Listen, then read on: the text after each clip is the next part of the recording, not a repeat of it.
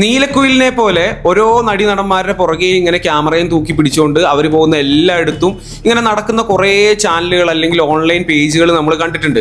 ഇവർക്കൊക്കെ ശരിക്കും എന്താണ് ലാഭം? ഇവരുടെ തന്നെ വീഡിയോന്റെ താഴെ നിനക്കൊക്കെ ഇത് നിർത്തിപ്പോയിക്കൂടെ, ഓരോരുത്തർക്കും അവരുടേതായ പ്രൈവസി ഇല്ലേ, നിനക്കൊക്കെ നാണമുണ്ടോ, അവർ പറയുന്ന കേട്ടിട്ട് നീ ഇങ്ങനെ നാണമില്ലാതെ ഇങ്ങനെ എന്തിനാ ഇങ്ങനെ നടക്കുന്നത്, അതേപോലെ തന്നെ കുറെ തെറികളും ചീത്തകളും ഒക്കെ കേട്ടിട്ടും ഇവർ ഈ ചെയ്യുന്ന പണി ഒരിക്കലും മാറ്റുന്നില്ല. ലാഭമില്ലാതെ ആരെങ്കിലും വെറുതെ രാവിലെ തൊട്ട് വൈകുന്നേരം വരെ ഒരേ കാര്യം ഇങ്ങനെ ചെയ്തുകൊണ്ടിരിക്കുമോ? ഒരിക്കലും ഇല്ല. എന്നും ഈ കാര്യം ചെയ്യണമെന്നുണ്ടെങ്കിൽ അവർക്ക് വേറെ രീതിയിലുള്ള ഒരു ഇൻകം വരുന്നുണ്ട്.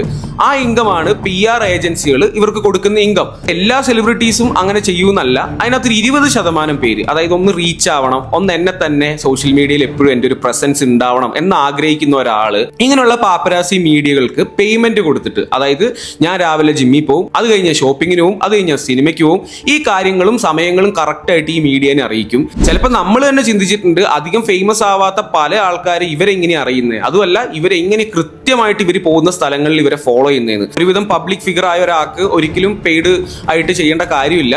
അപ്പൊ അതുകൊണ്ട് തന്നെ ഇതിന്റെ ഇടയിൽ നമ്മൾ കാണുന്ന ചില ആളുകൾ, ഇവരിനി എത്ര തെറി വിളിച്ചാലും ഇവരിനി എന്തൊക്കെ പറഞ്ഞാലും ഇവരിത് നിർത്താൻ പോകുന്നില്ല.